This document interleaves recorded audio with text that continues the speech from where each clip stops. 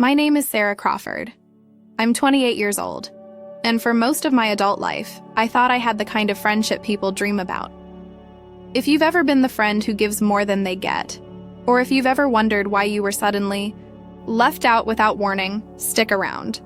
And if my story hits close to home, do me a favor. Like this video and subscribe. I promise, it helps more than you know. You know those friendships that feel more like family? The kind where you're not just close, you're woven into each other's lives like threads in the same old sweatshirt that's been through it all? That was us. Me, Heather, and Jamie. We met during sophomore year at the University of Minnesota. Heather was my lab partner in Intro to Psychology, and Jamie lived 2 dorm rooms down. It didn't take long for the 3 of us to click. One study night turned into coffee runs, then movie nights, then full-on weekend sleepovers. We used to joke that we had skipped the awkward getting-to-know-you phase and jumped straight to soul-level connection. We started calling ourselves the tripod. I know, it sounds cringy now, but back then, it meant everything. We even made a private Instagram account just for the 3 of us. We posted memes, inside jokes, quotes from nights we could barely remember, and photos from every coffee shop and crappy bar we ever stepped foot in. I was the dependable one. The one with the backup charger, the Band-Aids in her purse, the girl who always booked the dinner reservation and remembered your mom's birthday. Jamie was the wild card, the kind of person who'd text, "Come outside at 2 a.m. and take you on a late-night road trip just to eat pancakes in another town." Heather was the center of gravity. She kept us grounded, calmed arguments before they started, always knew what to say when one of us was spiraling. We were each other's family. Not like family, actual family. I mean, they were both at my dad's funeral 2 years ago. They stood on either side of me when I gave the eulogy. Jamie held my hand so tightly I had nail marks in my palm for hours. Heather was the one who made sure my mom ate that day. That kind of thing doesn't fade, right? So when we started talking, half joking, half serious, about a girl's trip to Europe, it felt like a natural next step. Something we'd always said we'd do when we were finally real adults. We were all in our late 20s now, juggling full-time jobs, rent, relationships that came and went. A trip like that felt like a reward, a marker. Like we'd made it through the storm of our early 20s and were finally allowed to breathe. Wow. Talked about Portugal, maybe southern France. Jamie was obsessed with Croatia after watching some travel vlogger on YouTube. We'd spend hours scrolling Pinterest boards, DMing each other videos of hidden beaches, boutique hotels, cafes that served fresh figs and almond pastries. I had a spreadsheet. Of course I did. I was the planner. It had tabs for destinations, budget breakdowns, flight alerts, even weather averages by month. I was pouring myself into it, not just because I love organizing, but because I missed us. Something had changed. It was subtle at first. A text here that went unanswered, a weekend plan that didn't include me. I chalked it up to life being busy, because it was. Heather had just started working at a law firm that expected 70-hour weeks. Jamie had a new boyfriend, Evan, who was trying to launch a startup and kept roping her into these last-minute networking dinners. I told myself not to be clingy, not to expect daily contact like when we lived on the same floor, and our biggest concern was whether the dining hall had mac and cheese, but by February I couldn't ignore it anymore. Our group chat had gone quiet. Not silent exactly, just dimmer. Jamie would react to something with a heart emoji instead of replying. Heather would say, "Busy week, I'll catch up soon," and then not follow up. My messages, especially when I mentioned the trip, were starting to feel like I was talking into a void. I remember one night, March 3rd, a Friday, I sent a screenshot of a flight deal to Lisbon.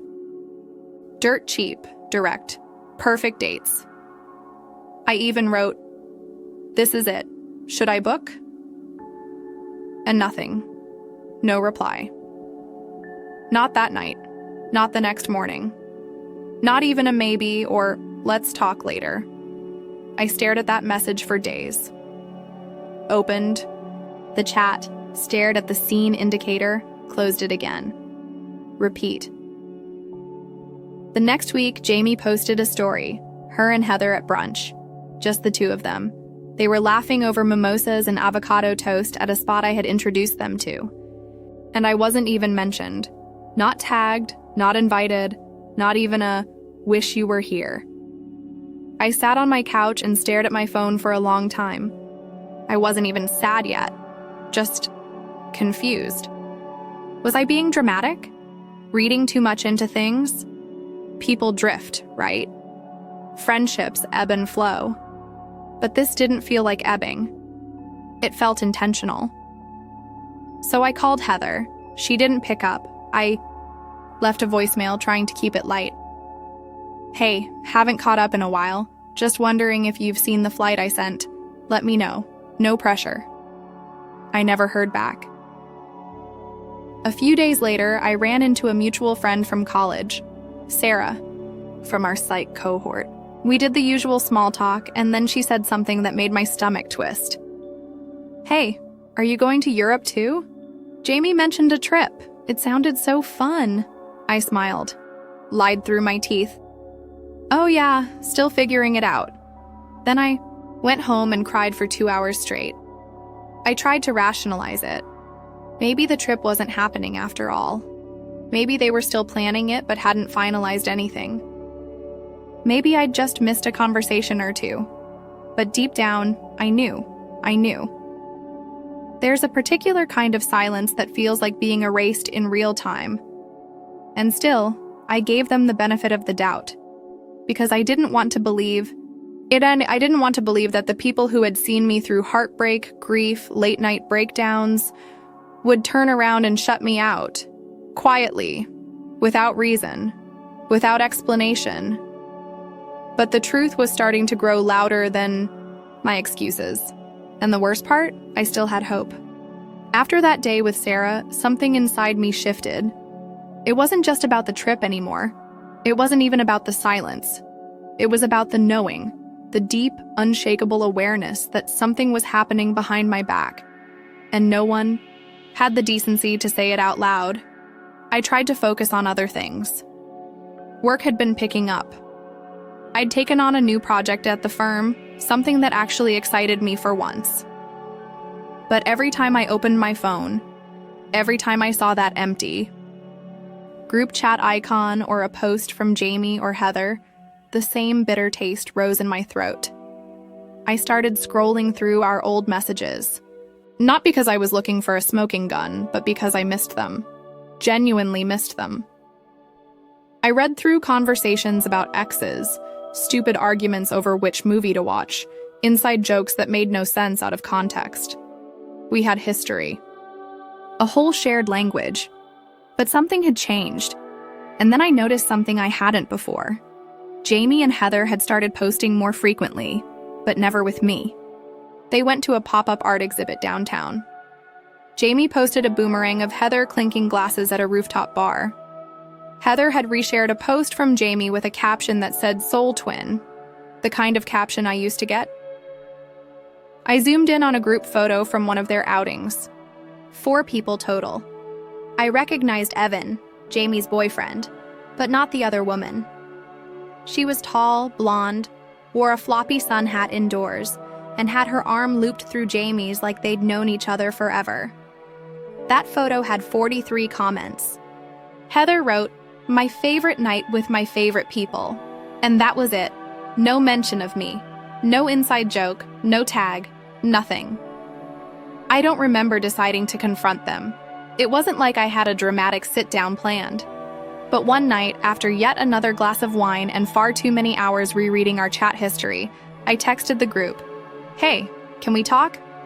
I feel like something's going on and I just miss you guys. Is everything okay?" Sent at 11:43 p.m. Read by Jamie at 11:44, read by Heather at 11:46. No reply. Not that night. Not the next morning. Not ever. I woke up the next day with that text still hanging in the air like fog. I kept refreshing the app like maybe my phone had glitched. Like maybe there was a reply and it just hadn't shown up. But no. It was silence again. Louder than any words they could have said. It wasn't just being ignored. It was the erasure. Like I had become inconvenient. Like our entire friendship was some phase they had quietly outgrown. I started noticing all the little ways I'd been pushed to the perimeter. Jamie used to send me voice notes almost daily, updates from work, rants about Evan, her random philosophical questions at 2 a.m. Now nothing. Heather used to check in weekly even during exam season in law school. Now she was too busy. But busy people still have time for who they care about. That's the truth no one tells you when you're trying to justify someone else's absence. Thought maybe I'd done something wrong. Maybe I'd been too overbearing, too needy. I asked myself a million times, was I always the one texting first? Was I too controlling about the trip? Did I say something that annoyed them and just didn't realize it? But every time I tried to trace the thread back to the source, there was nothing. No argument, no falling out, just a slow, calculated withdrawal. Like they had agreed, somehow, somewhere, that I wasn't part of the picture anymore. And I started to spiral. Because when you lose a romantic partner, people understand. There's sympathy, breakup rituals, ice cream and crying, and you'll find someone better. But when you lose a friend, or worse, two at once, people just shrug. Life happens, they say. People drift apart, but this didn't feel like drifting. It felt like being pushed off a boat while no one looked back. I remember sitting in my kitchen one night, eating dinner alone and scrolling through my camera roll. Every photo from the last few years had one of them in it. Birthdays, beach days, random selfies from brunch, they were everywhere, and now they were nowhere. I wanted to scream or cry or both. But mostly, I wanted answers. So I did something I'm not proud of. I opened Jamie's Instagram and clicked on her close friends' story highlights. I wasn't on the list anymore. I used to be. I remembered because she'd added me specifically during her breakup with her ex, saying, "You're one of the few people who gets me." Gone. Then I looked at Heather's profile. Same thing. A new story posted 2 hours ago. Them at a winery, laughing with that same blonde woman again. I watched the video 3 times, frozen. And then something caught my eye. In the background, barely visible, was a printed itinerary, sitting on the table. I paused the video, zoomed in. June 15th, flight to Rome, ITA Airways. My chest tightened. They were going. The trip was happening. Without me. And they hadn't just forgotten to tell me. They had planned it, booked it, packed their bags, and left me behind. Just like that. I didn't cry the night I saw the Rome itinerary. I wish I could say I did, that I collapsed into sobs like in the movies, dramatic and cathartic. But no. I just sat there, staring at my screen. My pasta went cold, untouched. The lights in my apartment dimmed on a timer, and I didn't even notice. It was a numbness, a hollowing out. The kind that makes you question everything about yourself. I told myself I'd confront them, that I'd text, call, something. But the truth? I didn't have the strength. Not yet. I needed time to understand how the 2 people I trusted most had turned me into a ghost. So I let days pass. Quiet, aching days. I muted their accounts, archived the group chat, deleted the folder with our Europe plans. It was petty, I know, but it gave me some illusion of control. Like I was choosing distance instead of being discarded. And then, just when I thought nothing could surprise me, it arrived. A pale pink envelope with embossed edges, tucked neatly in my mailbox. I almost didn't recognize the handwriting at. first. But then it hit me. Heather. Her signature cursive looped perfectly on the front. I stood frozen in the hallway of my apartment building, fingers trembling, heart pounding. I opened it right there, beside a stack of Amazon packages and someone's pizza delivery. Inside was a wedding invitation. Not just any wedding. Jamie and Evan. The date? August 8th. The location? A vineyard in Sonoma. The RSVP deadline? This week. I stared at the names like they were strangers. Jamie Lee Donovan and Evan Joseph Marks.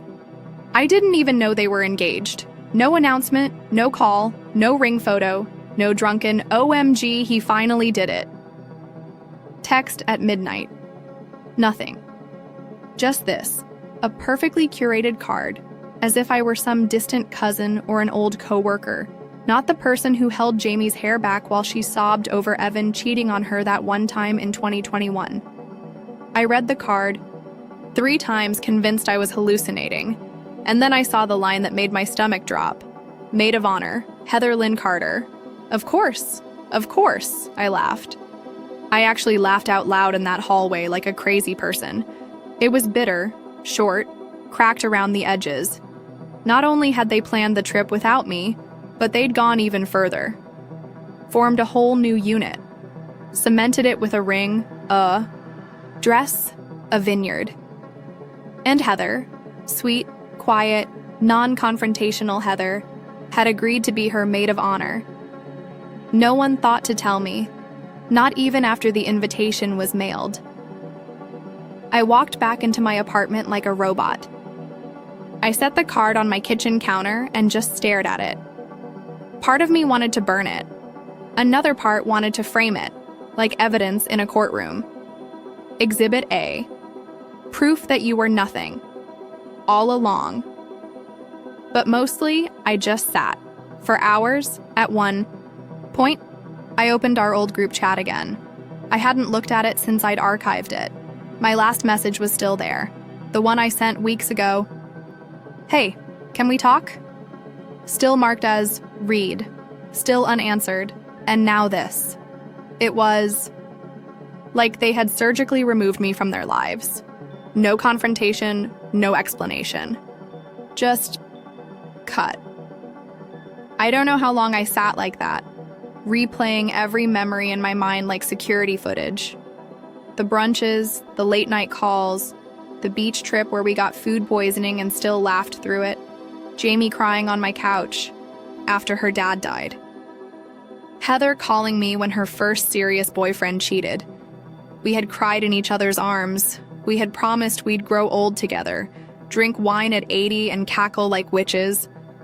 And now I was just another guest. Maybe not even that. Because here's the thing. I looked at the envelope again. There was no personal note. No, hope you can come. No, let's catch up soon. Just the invitation. As impersonal as it gets. It felt less like an invite and more like a message. We've moved on. I should have thrown it out. Should have walked to the nearest trash chute and let it go, but I didn't. I left it there on the counter like a wound I couldn't stop picking at.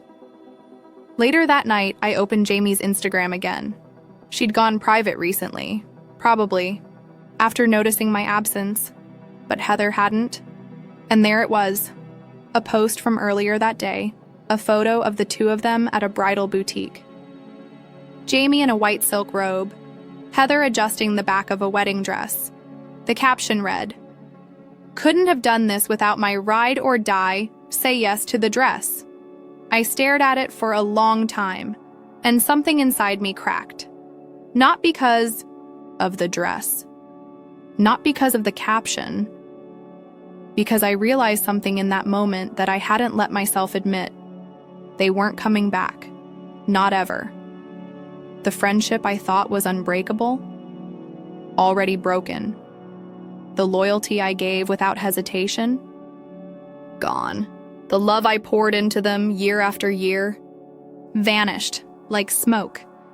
But here's the thing about people who erase you. They never expect you to stand back up. They think your silence means surrender, And that's when I knew. I wasn't going to cry anymore. I was going to watch. I was going to wait. And when the moment came, I would be ready. Because some betrayals don't need revenge right away. Some require precision. You ever have one of those moments where your hand is hovering over your phone and there's a voice in your head screaming, "Don't do it"? I had that moment, and I ignored it. Because once you've been ghosted by the two people who used to be, your entire world, there's this itch, this desperate need to understand. To know the why, even if it wrecks you. So yeah. I started digging. It started small, harmless even, checking old messages, rereading our group chats, trying to pinpoint the exact moment things shifted, like a forensic scientist reconstructing a crime scene. I scrolled all the way back to January. Heather had started a new job then. Jamie was doing a dry month, which lasted about 10 days. I found a selfie we took at brunch, me holding the camera, them on either side, smiles wide and unbothered. Everything looked fine. But looking back, I could see the signs, subtle things, messages left on read a little longer, jokes I made that got ignored, plans I suggested that never got followed up on. I brushed them off at the time. Life was busy, people get distracted. But now I saw the pattern, and it ate at me. Then I did something I really shouldn't have done. I opened a burner Instagram account. Yes, I know how that sounds, like something a jilted ex would do. But I wasn't trying to stalk them, I just wanted to see. Jamie had gone private, and I couldn't shake the feeling that they were hiding something. So I made an account, generic name, no followers, no posts. I followed Jamie, waited. 3 hours later, accepted. God help me, the adrenaline rush was real. And what I saw, it was like watching someone else's life, except I was supposed to be in it. There were dozens of photos from the Rome trip, smiling at the Trevi fountain, sharing pasta in Trastevere, Heather tagging Jamie in goofy captions, Jamie calling Heather my second soul. Then came a post that stopped me cold, a carousel of 5 photos. The first was of Jamie and Evan holding hands on a rooftop. The last? Jamie mid-laugh, champagne glass in hand, and Heather beside her, holding up a tiny sign that said, "She said yes." The caption read, "He proposed in Rome. I've never been happier." Heather planned the whole surprise. I love you both. I dropped my phone. Heather planned it? I felt like I'd been punched in the chest. Not only had they cut me out of the trip, the engagement, and the wedding, Heather had actively helped make it happen. So much for the peacekeeper. I couldn't stop myself. I clicked through Jamie's followers, then Heather's, then Evan's, like I was spiraling down a rabbit hole with no bottom. I found Heather's Pinterest wedding board, open to the public. Hundreds of pins, bridesmaid dress ideas, rustic vineyard aesthetic. One board titled August 8th, the big day. And then another pin, saved months ago, how to tell a friend she's not in your bridal party. It was dated back in February. So they'd been planning this since before the silence began. I leaned back in my chair, heart racing, mind spinning. I was never going to be included. They had made the decision long before I ever noticed the shift. While I was still daydreaming about wine in Tuscany and laughing about old times, they were already writing me out of the story. And for what? I started asking myself the ugly questions. Was I too controlling? Did I try too hard to plan things? Was I annoying? Jealous? Did I make everything about me? I spiraled for hours. Days, honestly. Until I did something worse than making a burner account. I called Evan. I don't know what I thought would happen. Maybe I expected him to ignore me. Maybe I hoped he would. But he answered. On the third ring, hey. This is unexpected. His voice sounded wary, like he already knew what I was going to say. I won't take long, I said. I just need to know something. Silence. I pushed through it. When did Jamie start pulling away? Was it me? Did I do something? There was a pause. Then a sigh. Look, he said. I don't want to be in the middle of this. It's not really my place. Evan, please. More silence. Then, things changed last fall. Around Thanksgiving, Jamie said she felt like you were always judging her, that you treated her like she was some kind of mess you needed to manage. She didn't feel safe being herself around you anymore. I blinked. What? She said you always had to control the plans, that you kept score, that if she messed up or forgot something, you'd hold it against her. I was speechless, frozen. And Heather? I asked. She agreed, said the same thing. I swallowed hard. So you all just decided I wasn't worth keeping? He didn't answer. That told me everything. I ended the call without saying goodbye, and then I sat in the dark for a long, long time. It's one thing to be left out. It's another to be rewritten as the villain in someone else's story. But if they thought I was going to disappear quietly, they had another thing coming. I wasn't done, not by a long shot. They say closure is a myth, that we chase it like a finish line, hoping it'll tie everything up with a bow. But some betrayals don't leave space for closure. They leave cracks, and when you try to walk away, those cracks whisper, "Look again." So, I did. It had been 2 weeks since I called Evan. 2 weeks since I sat on my kitchen floor feeling like someone had yanked the air out of my chest. I hadn't texted Heather or Jamie. I hadn't unfollowed them either. I just waited. And then one Friday night, one of those heavy, silent evenings where the loneliness is so thick it feels like a second skin, I opened my burner Instagram again. It was stupid. I told myself not to. I told myself I didn't care. But curiosity has a way of eating through resolve like acid, and that's when I saw it. Heather's story, a boomerang of clinking champagne glasses, all perfectly manicured hands with a sparkling pool in the background. Jamie's laugh echoed faintly in the background. The caption, "Last fling before the ring." My stomach dropped. The bachelorette weekend. I tapped through more stories. Heather filming the ocean view from what looked like a private villa. Jamie wearing a white bikini and a bride sash. A balloon arch in blush and gold. Matching robes with embroidered names. Even the damn playlist was curated. Taylor Swift, Lizzo, Beyonce on repeat.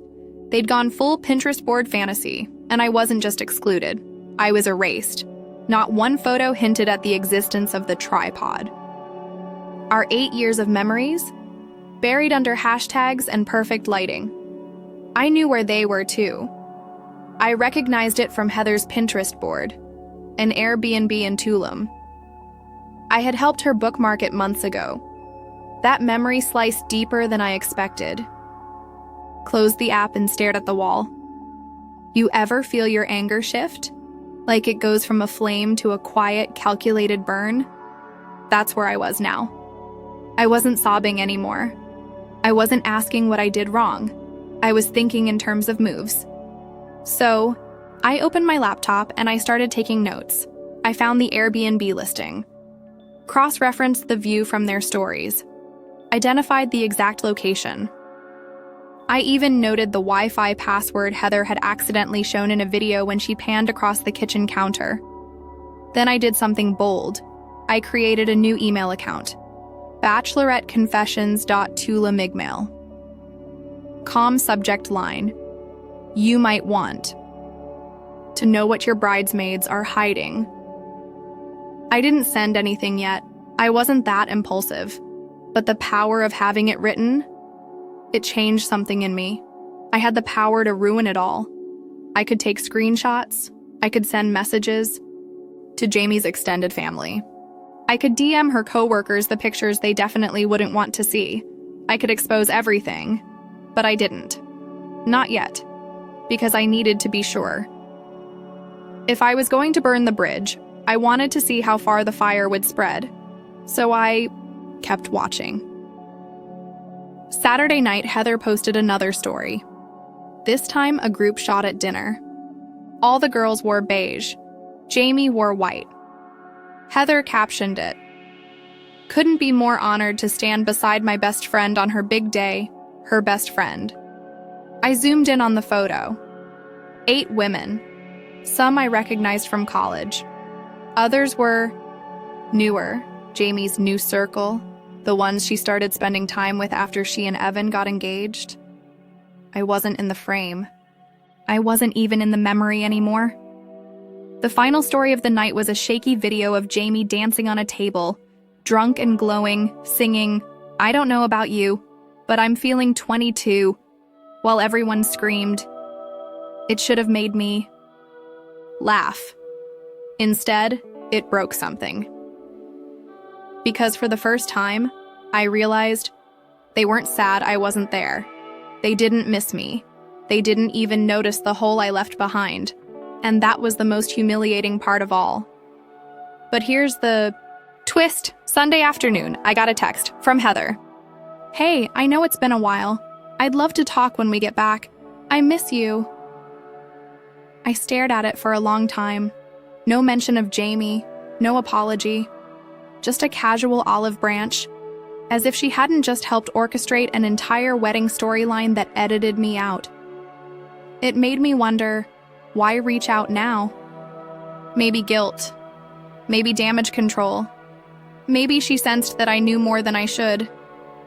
Either way, I didn't respond. Not yet. Because I'd decided something. If they wanted to play curated lives and perfect captions, that was fine. But I was done, watching from the sidelines. They wanted me out of the picture. But they forgot one thing. I was the one who always made the plans. And my plan was just getting started. I didn't cry the night I saw the Rome itinerary. I wish I could say I did, that I collapsed into sobs like in the movies, dramatic and cathartic. But no, I just sat there, staring at my screen. My pasta went cold, untouched. The lights in my apartment dimmed on a timer and I didn't even notice. It was a numbness. A hollowing out. The kind that makes you question everything about yourself. I told myself I'd confront them, that I'd text, call, something. But the truth? I didn't have the strength. Not yet. I needed time to understand how the 2 people I trusted most had turned me into a ghost. So I let days pass. Quiet, aching days. I muted their accounts, archived the group chat, deleted the folder with our Europe plans. It was petty, I know, but it gave me some illusion of control. Like I was choosing distance instead of being discarded. And then, just when I thought nothing could surprise me, it arrived. A pale pink envelope with embossed edges, tucked neatly in my mailbox. I almost didn't recognize the handwriting at first. But then it hit me. Heather. Her signature cursive looped perfectly on the front. I stood frozen in the hallway of my apartment building, fingers trembling, heart pounding. I opened it right there, beside a stack of Amazon packages and someone's pizza delivery. Inside was a wedding invitation. Not just any wedding. Jamie and Evan. The date? August 8th. The location? A vineyard in Sonoma. The RSVP deadline? This week. I stared at the names like they were strangers. Jamie Lee Donovan and Evan Joseph Marks. I didn't even know they were engaged. No announcement, no call, no ring photo, no drunken OMG, he finally did it. Text at midnight. Nothing. Just this, a perfectly curated card, as if I were some distant cousin or an old coworker, not the person who held Jamie's hair back while she sobbed over Evan cheating on her that one time in 2021. I read the card 3 times, convinced I was hallucinating, and then I saw the line that made my stomach drop. Maid of honor, Heather Lynn Carter. Of course, I laughed. I actually laughed out loud in that hallway like a crazy person. It was bitter, short, cracked around the edges. Not only had they planned the trip without me, but they'd gone even further. Formed a whole new unit. Cemented it with a ring, a dress, a vineyard. And Heather, sweet, quiet, non-confrontational Heather, had agreed to be her maid of honor. No one thought to tell me, not even after the invitation was mailed. I walked back into my apartment like a robot. I set the card on my kitchen counter and just stared at it. Part of me wanted to burn it. Another part wanted to frame it, like evidence in a courtroom. Exhibit A. Proof that you were nothing. All along. But mostly, I just sat. For hours, at one point, I opened our old group chat again. I hadn't looked at it since I'd archived it. My last message was still there.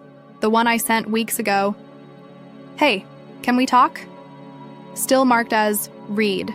Still unanswered. And now this. It was like they had surgically removed me from their lives. No confrontation, no explanation. Just cut. I don't know how long I sat like that, replaying every memory in my mind like security footage. The brunches, the late night calls, the beach trip where we got food poisoning and still laughed through it, Jamie crying on my couch after her dad died. Heather calling me when her first serious boyfriend cheated. We had cried in each other's arms. We had promised we'd grow old together, drink wine at 80 and cackle like witches. And now I was just another guest. Maybe not even that. Because here's the thing. I looked at the envelope again. There was no personal note. No, hope you can come. No, let's catch up soon. Just the invitation. As impersonal as it gets. It felt less like an invite and more like a message. We've moved on. I should have thrown it out. Should have walked to the nearest trash chute and let it go, but I didn't. I left it there on the counter like a wound I couldn't stop picking at. Later that night, I opened Jamie's Instagram again. She'd gone private recently, probably, after noticing my absence, but Heather hadn't. And there it was, a post from earlier that day, a photo of the two of them at a bridal boutique. Jamie in a white silk robe, Heather adjusting the back of a wedding dress. The caption read, "Couldn't have done this without my ride or die, say yes to the dress." I stared at it for a long time, and something inside me cracked. Not because of the dress, not because of the caption, because I realized something in that moment that I hadn't let myself admit. They weren't coming back. Not ever. The friendship I thought was unbreakable, already broken. The loyalty I gave without hesitation, gone. The love I poured into them year after year, vanished like smoke. But here's the thing about people who erase you. They never expect you to stand back up. They think your silence means surrender, and that's when I knew. I wasn't going to cry anymore. I was going to watch. I was going to wait. And when the moment came, I would be ready. Because some betrayals don't need revenge right away. Some require precision. I didn't think they'd actually invite me. After everything, the silence, the lies, the beachside betrayal, I figured I'd been officially deleted. Unfriended in real life, not just online. So when the cream-colored envelope arrived in my mailbox, thick and expensive and sealed with gold wax, I almost didn't open it. I stood there, keys still in my hand, grocery bag sliding off my wrist, just staring at it like it might explode. The handwriting was perfect. Calligraphy. Black ink. My full name spelled out like a formality, Ms. Natalie Brenner. For a second, I actually laughed. It was the kind of laugh that has no humor in it, just disbelief. The way you might react if a thief broke into your house and left behind a thank you note. I sat down on my couch, peeled the seal off, and pulled out the invitation. Together with their families, Jamie Lynn Carrington and Evan Matthew Lewis invite you to join them in celebration of their marriage. I stopped reading. Irony was too thick. Jamie, the friend who swore I was her soul sister. Evan, the guy I dated for a year, the one who held my hand through my father's funeral. These two were getting married, and not only had they built their entire future behind my back, they'd sent me a hand-lettered invitation to celebrate. It like a reward for good behavior. I flipped through the inserts. One for the welcome dinner, one for the wedding ceremony, one for the morning after farewell brunch, and at the very bottom, in the smallest font imaginable, please RSVP by July 20th, formal attire requested. Ceremony to be held at the Carrington Estate, Asheville, NC. The Carrington Estate, her family's mansion. I'd been there once, years ago, for a Thanksgiving break. Her parents had always liked me. Her mom used to say I was the steady one in Jamie's life.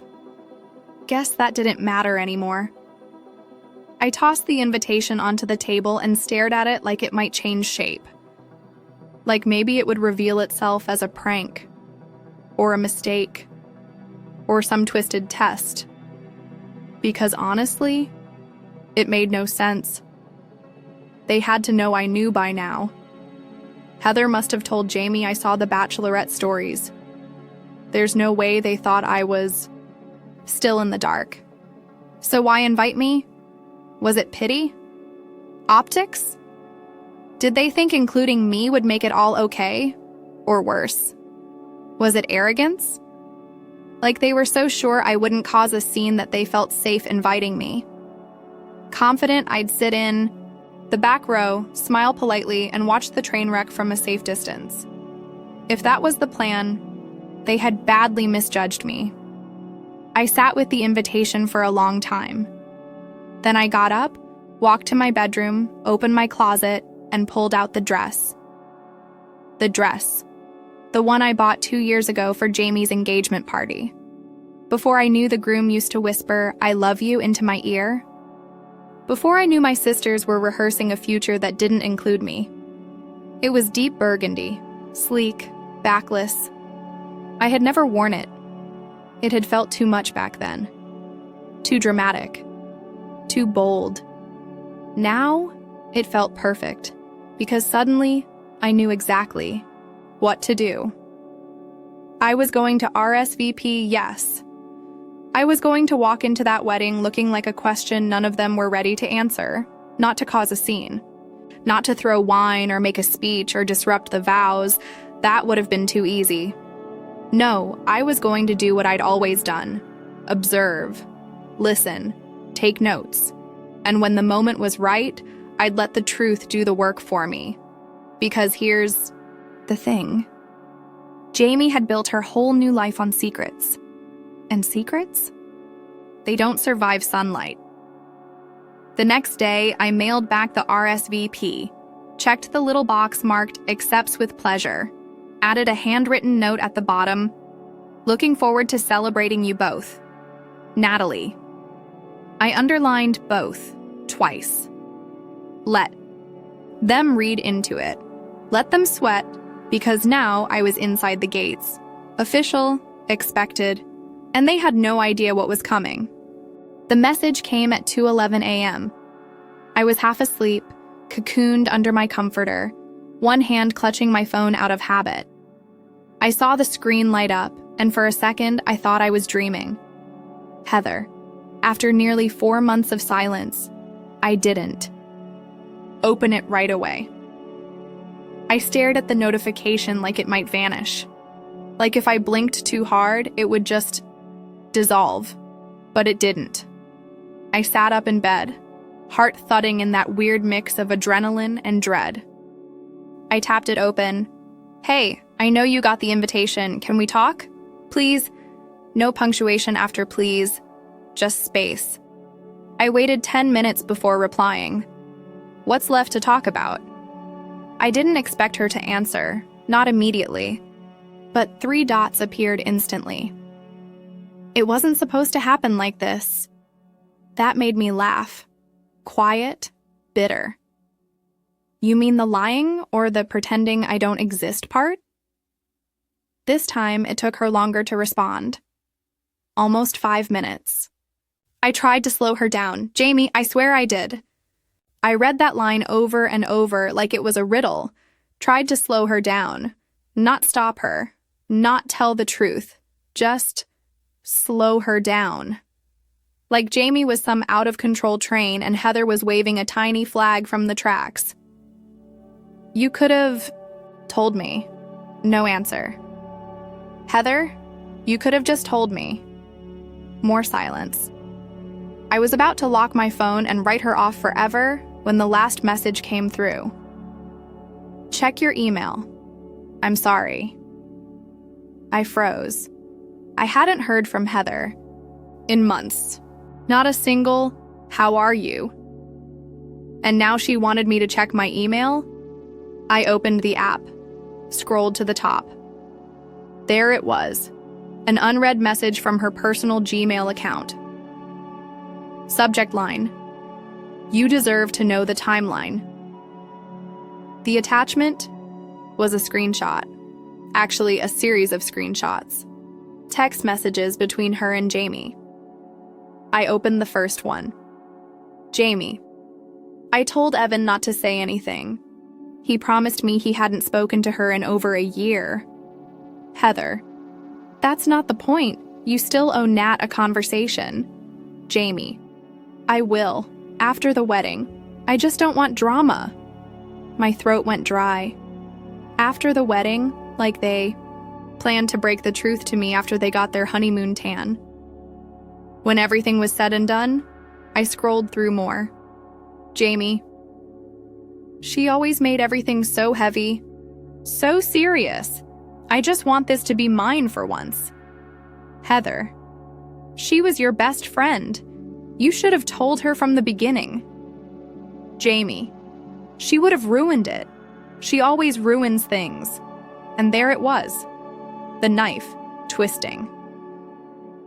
After everything, years of friendship, tears, birthday toasts, and job interview pep talks, Jamie had painted me as the villain.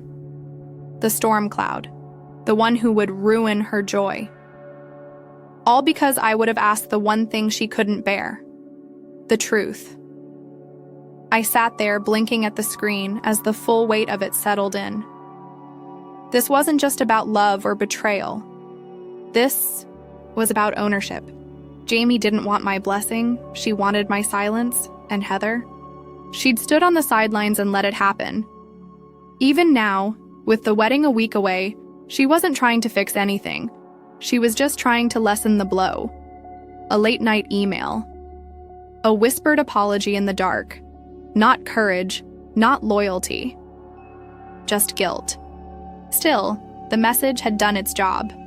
Now I had proof. Dates, words, screenshots, a timeline of deceit, and maybe Heather thought that would be enough. That if she handed me a half-baked confession, I'd stay home and let them have their day. But it was already too late. Too late for regrets. Too late for mercy. Because now I wasn't just showing up to the wedding to make a point. Now, I had receipts, and I was ready to use them. The day of the wedding was suffocating. Bright sun outside. A church packed with faces I recognized, but also hundreds I didn't.